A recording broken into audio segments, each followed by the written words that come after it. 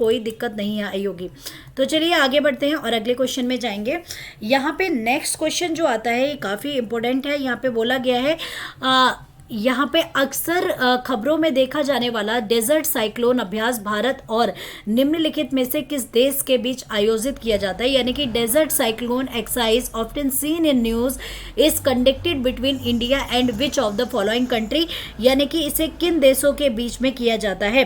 ठीक है, तो ये एक संयुक्त अभ्यास है। यहाँ पे एक फोटो देख रहे हैं, ये डेजर्ट अभ्यास की फोटो है। ये किन देशों के बीच किया जाता है, तो आपका पहला आता है इंडोनेशिया और भारत के बीच में है ये।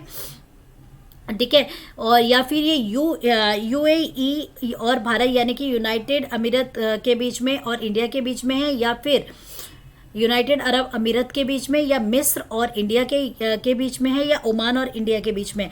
तो याद रखिएगा ये यूएई और इंडिया का संयुक्त सैन्य अभ्यास है। तो इसका करेक्ट आंसर जो हो जाएगा वो करेक्ट आंसर इसका क्या हो जाएगा, option number B is the correct answer guys. ठीक है, और याद रखिएगा जैसे कि युद्ध अभ्यास कई बार पूछ लेता है कि युद्ध अभ्यास किसके बीच का है, तो युद्ध अभ्यास जो है इंडिया और अमेरिका के बीच है। ठीक है, तो याद रखेंगे इंडिया और अमेरिका के बीच का है, यानी कि यूएसए के नोमैडिक एलिफेंट कई बार पूछ लेता है। नोमैडिक एलिफेंट किसके बीच में है, तो नोमैडिक एलिफेंट जो आता है वो इंडिया एंड मंगोलिया के इंडिया और थाईलैंड के बीच में बेसिकली है। तो इस तरह से आपको कई बार पूछ लेता है। तो यहाँ पे याद रखिएगा ये आपका भारत अभी रिसेंटली हुआ है और ये कहाँ पे है, ये बेसिकली राजस्थान में स्टार्ट किया गया। ठीक है, तो याद रखिएगा कहाँ पे स्टार्ट किया गया, राजस्थान में स्टार्ट किया गया। इसका एकमात्र उद्देश्य यही था इस डेजर्ट एक्सरसाइज का कि बेहतर से बेहतर क्या किया जा सके, बेहतरीन से बेहतरीन एक्सरसाइज हो सके। उनका एक ट्रेनिंग होता है, ठीक है, जिससे कि वो एक एनकाउंटरिंग, ठीक है, तो काउंटर अटैक वगैरह के लिए ये अभ्यास किए जाते हैं। तो उन्हें बेहतरीन करने के लिए ये सारी चीज़ें की जाती है। Okay guys, so well I hope कि आपको यहाँ पे समझ आ गया होगा। कई बार आपसे ये भी पूछी जाती हैं कि इम्पोर्टेंट अमेरिका की कौन कौन सी एक्सरसाइज हैं, या फिर आपके साथ रशिया की कौन कौन सी एक्सरसाइज हैं, तो वो सब भी याद होनी चाहिए।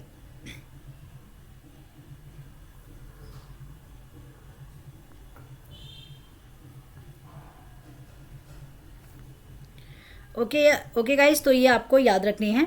ठीक है, तो चलिए इसके बाद एक यहाँ पे ये भी याद रखिएगा, एक होती है स्लिंग नेक्स। ठीक है, तो ये किसके बीच में होती है, ये कई बार पेपर में पूछी गई है, तो ये याद रखेंगे। स्लिंग नेक्स ये होती है इंडिया और श्रीलंका के बीच में। ठीक है, तो ये भी याद रखिएगा, इंडिया एंड श्रीलंका के बीच में ये होती है। ठीक, तो यहाँ पे इसे याद रखिएगा। मिलिट्री एक्सरसाइज वैसे आपको अधिकतर याद होनी चाहिए, इंपॉर्टेंट होती हैं और कई बार पूछ लिया जाता है इनके बारे में कि कौन सी मिलिट्री एक्सरसाइज किसके साथ होती है। ठीक है, ओके गाइस, तो चलिए थोड़ा सा अब हम आगे बढ़ेंगे।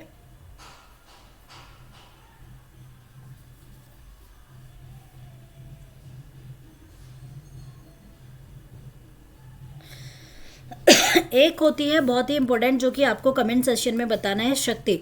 तो शक्ति की जो ये मिलिट्री एक्सरसाइज है ये किन किन देशों के बीच में होती है शक्ति, तो जल्दी से मुझे कमेंट सेक्शन में आप लोग बताएंगे कि शक्ति किसके साथ होती है। इसके साथ गाइस एक दो और इम्पोर्टेंट है, जैसे कि संप्रीति, ये भी काफ़ी इंपॉर्टेंट है और आपको पता भी होना चाहिए कि संप्रीति किसके बीच में होती है। तो जो संप्रीति एक्सरसाइज होती है ये इंडिया और बांग्लादेश के बीच में होती है। ये भी याद रखिएगा कहाँ पे, इंडिया और बांग्लादेश के बीच में संप्रीति। अगर आपसे पूछ ली जाए कि मित्र शक्ति किसके बीच में होती है, ये बहुत इंपॉर्टेंट है और ये इंडिया और श्रीलंका के बीच में होती है। ठीक है, मित्र शक्ति इंडिया एंड श्रीलंका के बीच में। ठीक है, तो यहाँ पे इंपॉर्टेंट है। एक होती है मैत्री। ठीक है, तो ये मैत्री भी काफ़ी इंपॉर्टेंट है कि मैत्री किसके बीच में होती है। तो जो मैत्री एक्सरसाइज होती है ये याद रखिएगा इंडिया और थाईलैंड के बीच में होती है। ठीक है, इंडिया एंड थाईलैंड के बीच में होती है मैत्री एक्सरसाइज। ठीक है, इसके बाद वज्र प्रहार काफ़ी इंपॉर्टेंट है, ये भी पता होना चाहिए कि वज्र प्रहार किसके बीच में होता है। तो वज्र प्रहार की जो मिलिट्री एक्सरसाइज है ये इंडिया और यूएस के बीच में होती है। तो ये याद रखेंगे, इंडिया एंड यूएस के बीच में होती है। युद्ध अभ्यास आपको पता ही है, इंडिया एंड यूएस के बीच में। और यूएस का एक और होती है दैट इज कॉप। ठीक है, तो कॉप जो होती है वो इंडिया और यूएस के बीच में कॉप भी होती है। नोमैडिक एलिफेंट इंडिया और मंगोलिया के बीच में होती है, ठीक है, ये भी याद रखेंगे। नोमैडिक एलिफेंट ये किसके बीच में होती है? नोमैडिक एलिफेंट होती है इंडिया और मंगोलिया के बीच में, ठीक है, तो याद रखेंगे इंडिया एंड मंगोलिया के बीच में नोमैडिक एलिफेंट होती है। समुद्र शक्ति कुछ इंपॉर्टेंट है गाइस, जिसके बारे में मैं आपको बता देती हूँ, जैसे कि समुद्र शक्ति अगर आपसे पूछ लेता है कि समुद्र शक्ति किसके बीच में होती है, तो समुद्र शक्ति जो है, समुद्र शक्ति होती है इंडिया और इंडोनेशिया के बीच में, ठीक है, इंडिया एंड इंडोनेशिया के बीच में जो होती है वो समुद्र शक्ति होती है, ठीक है। इसके बाद है धर्म गार्जियन, धर्म गार्जियन जो होती है ये इंडिया और जापान के बीच में होती है। सिम्बैक्स ये भी कई बार आ जाती है कि सिम्बैक्स किसके बीच में होती है? सिम्बैक्स इंडिया और सिंगापुर की मिलिट्री एक्सरसाइज है, सिम्बैक्स जो है इंडिया और सिंगापुर के बीच में होती है। इसके बाद टेबल टॉप, टेबल टॉप किसके बीच में होती है? कई बार आपसे ये भी क्वेश्चन आ चुका है टेबल टॉप का, तो इंडिया एंड बांग्लादेश के बीच में जो होती है इसे टेबल टॉप के नाम से जाना जाता है। दैट इज़ अ खंजर, खंजर खंजर भी बहुत इंपॉर्टेंट है कि खंजर किसके बीच में होती है, तो जो खंजर एक्सरसाइज है ये याद रखेंगे इंडिया और किर्गिस्तान के बीच में खंजर होती है, ठीक है, तो इंडिया और किसके बीच में?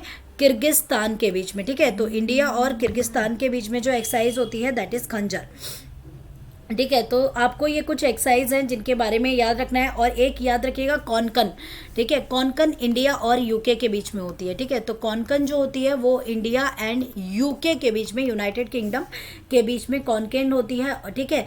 और एक इंद्रधनुष, इंद्रधनुष भी होती है यूके के साथ। हमारी एक और एक्सरसाइज है दैट इज इंद्रधनुष, ठीक है, तो इंद्रधनुष किसके बीच में होती है? इंडिया और यूके के बीच में। तो मैंने बहुत सारी आपको एक्सरसाइज बता दी जो कि काफ़ी इंपॉर्टेंट है और एग्जाम पॉइंट ऑफ व्यू से आपसे कई बार पूछी भी जा सकती हैं, ठीक है गाइज। तो वेल आई होप कि आपको यहाँ तक समझ आ गया होगा। इसके बाद हम आगे बढ़ते हैं। अगला हमारा प्रश्न आता है, our next question,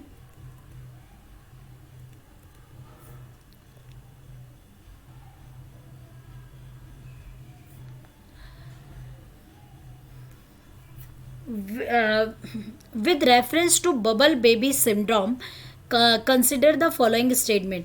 bubble baby syndrome के संदर्भ में निम्नलिखित में से कौन सा कथन सही है? तो यहाँ पे आपको पूछा गया बबल बेबी सिंड्रोम। पहला बोला गया है कि bubble baby syndrome known medically as a severe combined immune deficiency is very rare genetic disorder that cause life threatening problem with the immune system.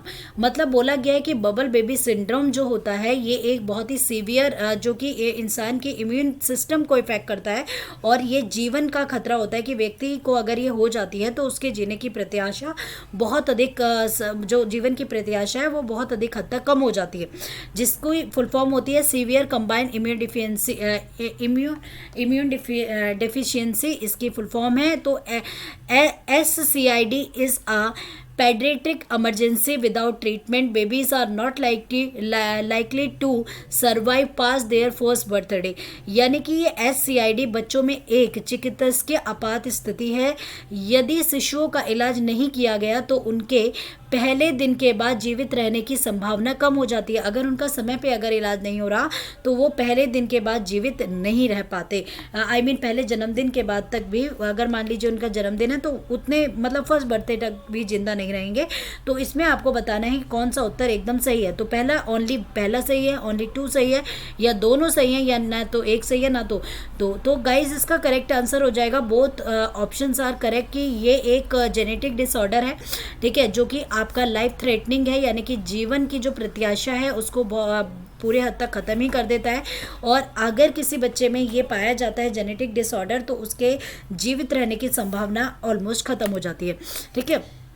तो मैं यहाँ पे बता दूँ, यहाँ पे अभी बेसिकली ये जो सिचुएशन थी इसका मतलब ये हम इसकी बात इसलिए कर रहे हैं क्योंकि ये जो सिंड्रोम है अभी 2 महीने की बच्ची को हाल में ही मुंबई के बोन मैरो मतलब एक बच्ची को हुआ था जिसका अभी बोन मैरो जो है उसे ट्रांसप्लांट किया गया है, ठीक है। तो बेसिकली ये एक बहुत ही गंभीर बीमारी है जो जब ये किसी को होती है, किसी बेबी को होती है तो उसकी जो प्रतिरक्षा प्रणाली है, जो उसका इम्यून सिस्टम है, उस इम्यून सिस्टम को बहुत बुरी तरीके से प्रभावित करती है ये, ठीक है।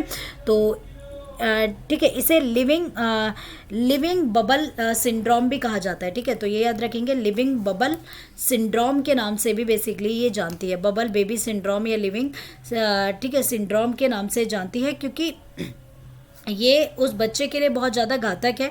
अगर किसी बच्चे को, तो उसके जो लिम्फोसाइट्स हैं वो ठीक तरीके से काम नहीं करते हैं। ठीक है, अगर लिम्फोसाइट्स वगैरह ठीक तरीके से काम नहीं करते तो धीरे धीरे बच्चे को ये परेशानी आती है। ठीक है, और याद रखिएगा ये बच्चे को हमेशा विरासत में मिलती है, किसी भी बच्चे को होती नहीं है बाद में। ठीक है, उसे पेरेंट्स से विरासत में ये बीमारी मिलती है, तो काफ़ी खतरनाक है, जिसका भी हाल ही में मुंबई में इसका एक केस देखा भी गया था। अब आगे बढ़ते हैं गाइज, अगला क्वेश्चन आता है, वारली चित्रकला के संबंध में निम्नलिखित में से कौन सा कथन सही है। वारली, यहाँ पे ये जो आप पिक्चर देख रहे हैं, ये पेंटिंग देख रहे हैं, ये वारली बेसिकली पेंटिंग है। इसके संदर्भ में आपको बताना है कि इनमें से कौन सा सही है या गलत है। ठीक है, तो चलिए इसके बारे में जानेंगे कि इसमें कौन सा सही उत्तर है। इन चित्रों में प्रमुख रूप से वर्त, त्रिकोण और वर्ग जैसी बुनियादी ज्यामितीय आकृति का प्रभुत्व है।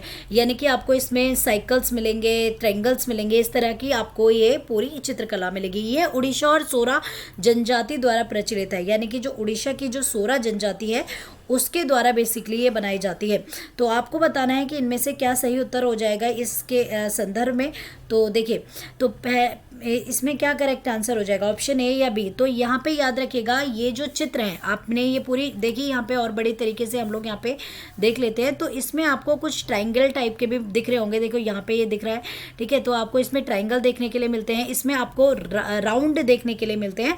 तो पहला ऑप्शन तो इसका डेफिनेटली करेक्ट था, बट दूसरा ऑप्शन इसका सही नहीं है। ठीक है, तो पहला ऑप्शन डेफिनेटली करेक्ट है, पर लेकिन दूसरा सही नहीं है, क्योंकि ये उड़ीसा के सोरा जनजाति द्वारा प्रचलित नहीं है, बल्कि ये जो है वो दूसरी जगह की है। तो चलिए वन बाय वन करके देख लेते हैं कि इसके बारे में क्या फैक्ट्स हैं। ठीक है, तो चलिए स्टार्ट करते हैं। तो यहाँ पे याद रखिएगा कि ये जो चित्रकला है ये महाराष्ट्र की पारंपरिक चित्रकला है। ठीक है, तो ये याद रखिएगा कहाँ से बिलोंग करती है, महाराष्ट्र से, उड़ीसा से नहीं है। ठीक है, और इसमें बहुत सारे मतलब इसमें आपको ज़्यादातर कैसी चीज़ें दिखती हैं, इसमें आपको एनवायरमेंटल थिंग्स देखने के लिए मिलती है, यानी कि प्राकृतिक तत्वों का बेसिकली ये प्रतीक है। ठीक है, आपको इसमें एनवायरमेंटल देखेंगे, यहाँ पे पत्ते पत्ते देख रहे हैं ना, तो ये क्या है, एनवायरमेंट थिंग इसमें आपको देखने के लिए मिलेंगी। इसमें आपको ज़्यादातर अगर आप देखेंगे तो आपको सूर्य दिखेगा, चंद्रमा दिखेगा, इस तरीके से आपको एनवायरमेंट से जुड़े चीज़ें दिखेंगी। त्रिकोण में इसमें आपको पहाड़ दिख जाएंगे। ठीक है, अगर आप ढंग से देखेंगे तो इसमें आपको त्रिकोण में आपको इसमें पहाड़ देखने के लिए मिल जाएंगे। याद रखिएगा, ये महाराष्ट्र की कौन सी जनजाति इसके में प्रचलित है, तो ये सुहाद्री जनजाति में प्रचलित है। ठीक है, तो ये भी याद रखें कि ये महाराष्ट्र की जो सुहाद्री जनजाति होती है उसमें ये काफ़ी ज़्यादा प्रचलित है। तो क्या नाम है इसका, सहाद्री। ठीक है, तो ये इस जनजाति में काफ़ी प्रचलित है, जो अलग अलग प्रकार के बनाते हैं। ठीक है, और ये भीमबेटका की चित्रकला से काफ़ी मिलती है। ठीक है, ये भी याद रखिएगा किसकी चित्रकला से, तो ये भीमबेटका की भित्ति चित्रों से काफ़ी ज़्यादा मिलता है। ठीक, और कहाँ से है, तो ये एक स्वदेशी जनजाति की चित्रकला के रूप में मानी जाती है, और इसमें अधिकतर आप इसमें ज़्यादातर जो लोग बनाते हैं इसको, ये महाराष्ट्र के और गुजरात के पहाड़ी और तटीय क्षेत्रों में रहने वाले लोगों के द्वारा अधिकतर बनाई जाती है। ठीक है, और इनका जो संबंध है वो कोंकणी और महाराष्ट्र के लोगों से संबंधित है। ठीक है, तो कोंकणी और मराठी जो लोग हैं, महाराष्ट्रियन जो होते हैं, वो बेसिकली इन पेंटिंग्स को बनाते हैं और दुनिया भर में बहुत ज़्यादा फेमस है। ठीक है, तो ये याद रखेंगे। ठीक, तो कई बार पूछ लेता है वर्ली चित्रकला, तो वर्ली चित्रकला है महाराष्ट्र की कौन सी सहाद्री जनजाति के द्वारा बनाई जाती है। ठीक है, बल्कि यहाँ पे क्या, सोरा जनजाति। और एक और मैं बता दूं, ये एक क्वेश्चन और बन गया कि सोरा जनजाति कहाँ पाई जाती है, तो ये उड़ीसा में सोरा जनजाति पाई जाती है। सहाद्री जनजाति जो पाई जाती है वो महाराष्ट्र में पाई जाती है। ओके गाइस, तो आई होप कि आपको यहाँ तक ये चीज़ें डेफिनेटली क्लियर हो गई होंगी। तो चलिए थोड़ा सा हम आगे बढ़ेंगे और आगे की चीज़ों को देखेंगे। चलिए हमारा अगला क्वेश्चन आता है, हाल ही में खबरों में रहे के स्मार्ट ऐप निम्नलिखित में से किसके द्वारा लॉन्च किया गया। के स्मार्ट ऐप, तो ये के स्मार्ट ऐप को किसके द्वारा लॉन्च किया गया है, तो आपके ऑप्शन है उत्तर प्रदेश सरकार ने लॉन्च किया है, केरल, तमिलनाडु या महाराष्ट्र गवर्नमेंट के द्वारा की गई है। तो ये के स्मार्ट ऐप को जो रिसेंटली लॉन्च किया गया है इसके पहले तो मैं आपको फुल फॉर्म बता दूं, के स्टैंड फॉर द केरला। तो केरल से करेक्ट आ गया कि इसका आंसर क्या हो गया, केरल हो गया। ठीक है, तो केरल सॉल्यूशन, याद रखिएगा, solution for Kerala, solution for managing administrative reformation, administrative reformation and transformation.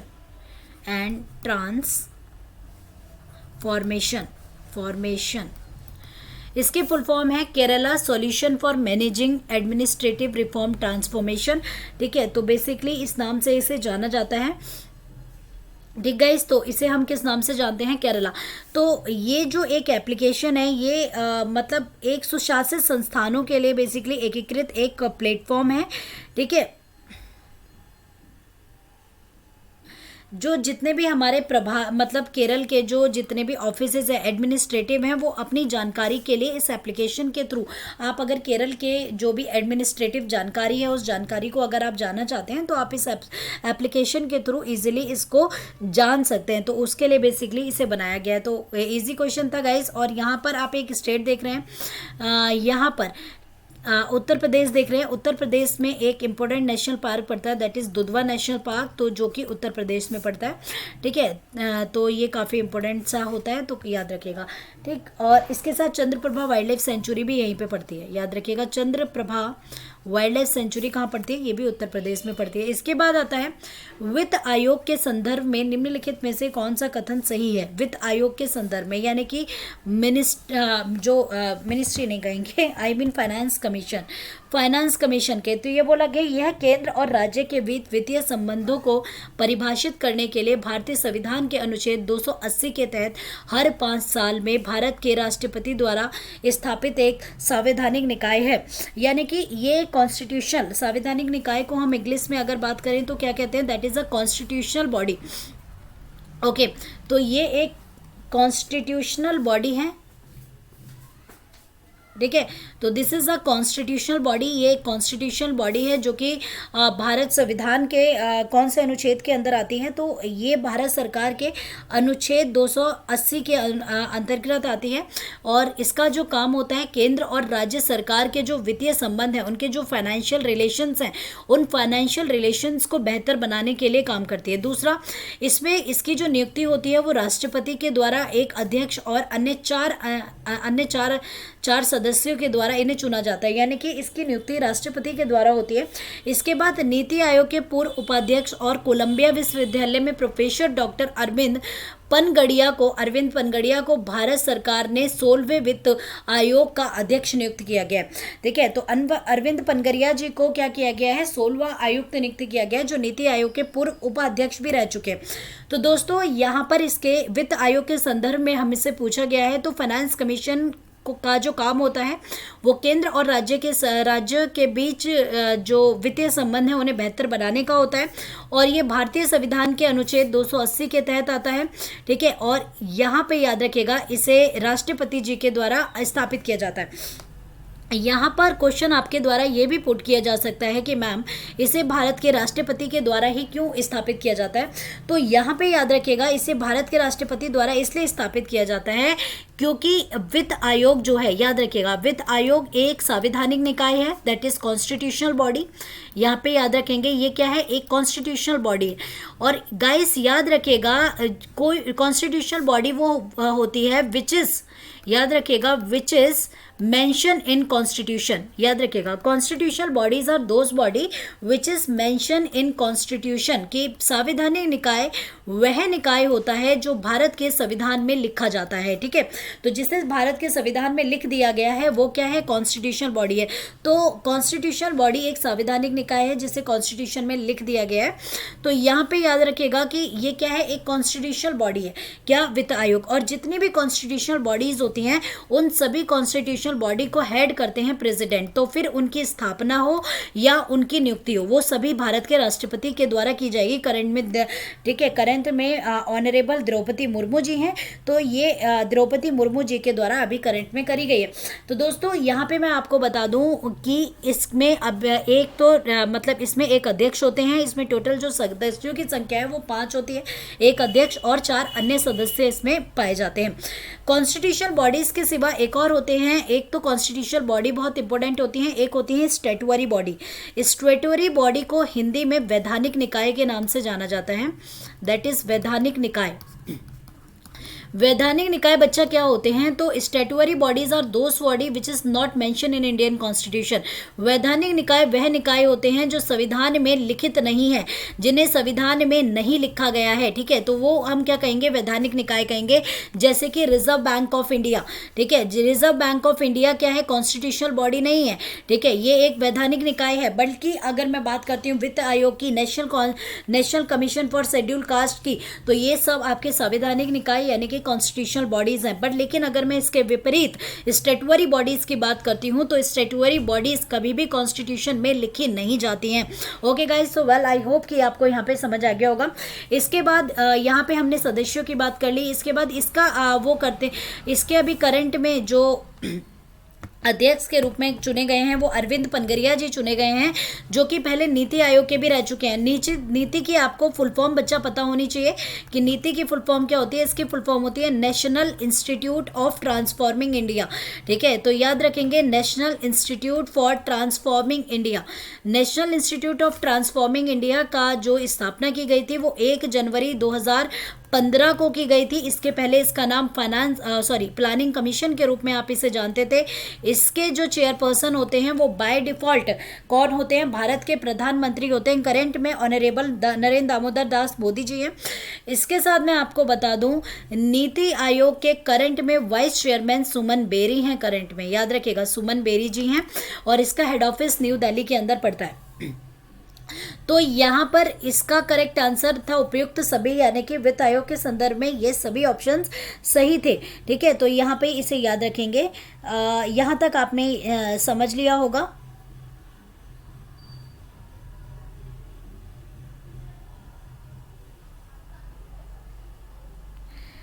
Okay guys, तो इतना सभी को क्लियर होगा। अगला क्वेश्चन आता है एक्सरे पोलारीमीटर सैटेलाइट के संदर्भ में निम्नलिखित में से कौन कथनों पर आपको विचार करना है कि इनमें से कौन सा कथन सही होगा। किसके बारे में यहाँ पे बोला गया, एक्सपोसैट।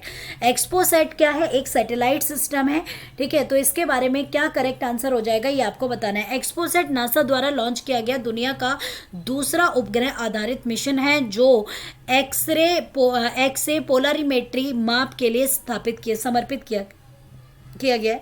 यह मिशन 5 साल की अवधि के लिए पृथ्वी की निचली कक्षा में संचालित होगा। तो इसमें से करेक्ट आंसर क्या हो जाएगा दोस्तों, ये यहाँ पर पोलारीमीटर के लिए बेसिकली नहीं रखा गया है। यहाँ पे याद रखिएगा इसरो ने इसको 1 जनवरी को याद रखिएगा एक्सपोसैट मिशन को, मतलब 1 जनवरी को इस सैटेलाइट को 21 मिनट की उड़ान के बाद 650 किलोमीटर की गोलाकार में कक्षा में इसे स्थापित किया गया था, ठीक है, तो अभी इसको रिसेंटली किया गया था, ठीक है, तो ये बेसिकली 1 जनवरी को ही इसका उदाहरण किया गया है। तो यहाँ पे याद रखिएगा इसके माप, ठीक है, तो ये एक्सरे की पोलामेट्री के मापन के लिए बहुत ज़्यादा जरूरी है, जो एक्सरे की पोलामेट्री की मापन बेसिकली करेगा, ठीक, तो यहाँ पे याद रखेंगे।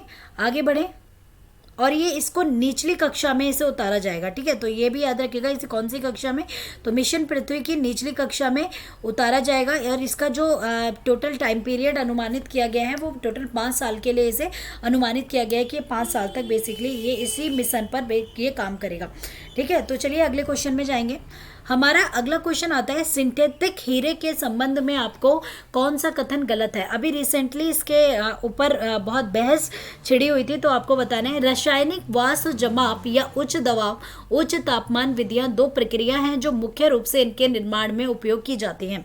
ट्रांजिस्टर और लेजर डायोड दो प्रकार के उच्च शक्ति इलेक्ट्रॉनिक्स ऊष्मा को प्रभावी ढंग से फैलाने के लिए सिंथेटिक हीरो का प्रयोग किया जाता है। यानी कि जो सिंथेटिक हीरे हैं उनका जो प्रयोग किया जाता है वो उच्च शक्ति इलेक्ट्रॉनिक ऊष्मा को प्रभावित करने के लिए किया जाता है। सरकार ने एक रफ एलजीडी बीजों पर 5% शुल्क को घटाकर शून्य कर दिया है, या उपरोक्त में से कोई भी नहीं।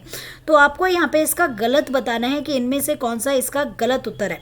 ठीक है यानी कि 3 इसमें सही है, 1 गलत है, तो वो आपको बताना है। चलिए गाइस,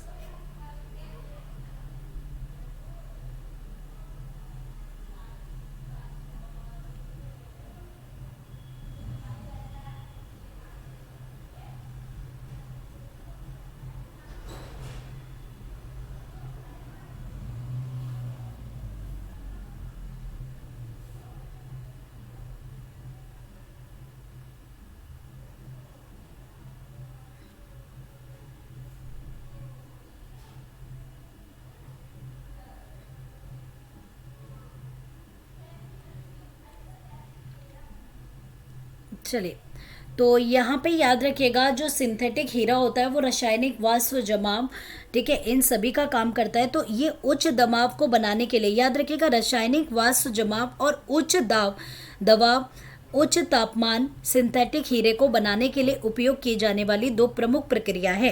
ठीक है, तो यहाँ पे इसका प्रयोग किया जाता है एक उच्च दबाव को बनाने के लिए। एक हीरे का बीज दोनों तकनीकों के लिए शुरुआती बिंदु होता है। ठीक है, चाहे आप कोई भी तकनीक का यूज़ करते हैं तो उसके लिए बहुत ही इंपॉर्टेंट होता है। इसके बाद याद रखिएगा, उच्च शक्ति जो ट्रांजिस्टर होते हैं या आपका लेज़र लेआउट होते हैं, लेज़र एरे होते हैं, तो उनके लिए इन सब का प्रयोग किया जाता है। तो यहाँ पे ये जितने भी दिए गए हैं, ठीक है, ये सभी सही हैं, तो इनमें से कोई भी ऐसा उत्तर नहीं है जो सही नहीं है। अगले प्रश्न पे जाते हैं। निम्नलिखित तीर्थंकरों पर विचार करना है और आपको बताना है कि किसके द्वारा किसका क्या प्रतीक था।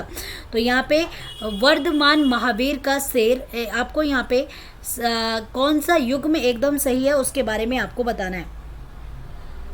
वर्धमान महावीर जी का शेर, मल्लीनाथ का सुराही, विमलनाथ का सुअर, पुष्पदंत का डॉल्फिन। ठीक है, तो यहाँ पे आपको ये जैन तीर्थंकर के नाम आपको दिए गए हैं और बोला गया है कि सही सम्मेलन बताना है।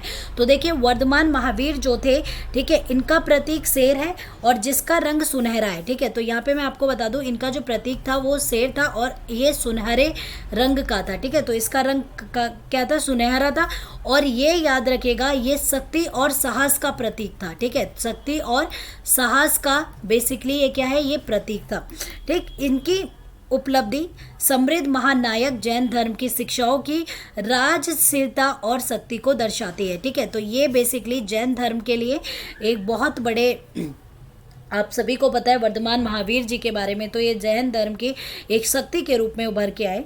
इसके बाद मल्लीनाथ की अगर मैं बात करूं तो मल्लीनाथ को कलश द्वारा दर्शाया गया है या इसका संबंध नीले रंग से है। ठीक है, यहाँ पे ये याद रखिएगा, आप इसे सुराही भी कह सकते हैं, कलश भी, तो इसका जो संबंध है वो नीले रंग से बेसिकली इसका संबंध है। तो इसका जो कलर है वो नीला कलर है जो शक्ति और पवित्रता को दर्शाता है। ठीक है, ये भी याद रखिएगा, शक्ति और पवित्रता को ये रंग बेसिकली दर्शाता है, क्योंकि पहलवान की जो शक्ति का प्रतीक और शांति के संतुलन का चित्र बनाते हुए लचीलेपन का सुझाव दिया। इन्होंने कहा पहलवान की शक्ति, ठीक है, पहलवान का प्रतीक भी है, शक्ति भी होती है और शांति का संतुलन बनाना भी जरूरी है। तो मल्लीनाथ का सुराही। विमलनाथ जो थे, विमलनाथ का प्रतीक सुअर था और इनका संबंध सुनहरे रंग से है। ठीक है, तो ये याद रखिएगा, इनके रंग कई बार पूछ लेता है, तो इनके रंग का जो संबंध है वो सुनहरे रंग से है, जिसका है निर्भयता, यानी कि डर नहीं होना चाहिए। ठीक है, तो निर्भयता से इन्होंने अपनी चीजों को बताया कि निर्भयता। ठीक है, इनका साहस और निर्भयता जो पवित्रता और आध्यात्मिकता को फैलाए। पुष्पदंत का डॉल्फिन से संबंध है, इन्हें सुविधि के रूप में भी जाना जाता है। पुष्पदंत धार्मिक कार्यों के लिए जोड़ा गया था और इसका जो प्रतीक है वो सफ़ेद रंग से है। ठीक है, तो ये भी याद रखिएगा, इसका प्रतीक जो किस रंग से है वो सफ़ेद का है, जिसका मतलब है कि हमें धार्मिक प्रथाओं को आनंद के रूप में लेना चाहिए, उन पे विचार विमर्श करना चाहिए। ठीक है, तो इसीलिए ये सभी सही हैं और सबके आंसर आपका हो जाएगा ऑप्शन नंबर डी। अगला क्वेश्चन आता है कि भारत में बाघों के संबंध में कौन सा विचार सही है। बाघ, ठीक है, जो टाइगर है आजकल हमारे देश में टाइगर को रिजर्व वो करने के लिए तो बहुत सारी चीज़ें करी गई हैं। तो भारत वैश्विक जंगली बाघों की 70% से अधिक आबादी का आवास है। इसमें कम से कम 3167 बाघ हैं, ठीक है। इसके बाद इस वर्ष 9 बाघ अभ्यारण्यों को CATS से मान्यता प्राप्त हो गई है, यानी कि जो इनकी वो होती है यानी कि बाघों की, तो उससे इन्हें मान्यता प्राप्त हो चुकी है। इसके बाद भारत की जंगली बाघों की आबादी सालाना 16% की गति से बढ़ रही है। तो आपको बताना है इनमें से कौन सा सही है। तो दोस्तों ये सिर्फ इसमें बाघों के संबंध में पहला सही है कि भारत में वैश्विक जंगली बाघों की संख्या 70% से अधिक आबादी का आवास है।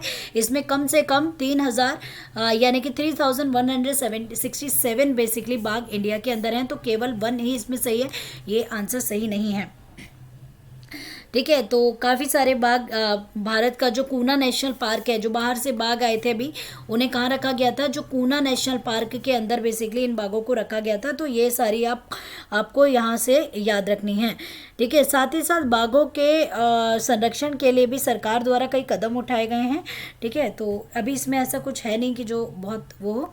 तो दोस्तों उम्मीद करती हूँ कि ये सारा सेशन आपको डेफिनेटली क्लियर हुआ होगा और अच्छा भी लगा होगा। तो आज के सेशन के लिए इतना ही, आपके साथ मैं नेक्स्ट वीडियो के साथ मिलूंगी। तो अभी के लिए इतना। तो thank you so much guys, with lots of love and care. अगली वीडियो में बात करेंगे अगले करंट अफेयर्स के साथ। उम्मीद करती हूँ आपको इस पूरा सेशन अच्छा लगा होगा। तो थैंक यू गाइस, और हमारे साथ जुड़े रहेंगे अध्ययन IAS पर, ठीक है, जहां आपको सभी चीज़ें हमेशा उपलब्ध कराई जाती है। Okay, thank you so much guys.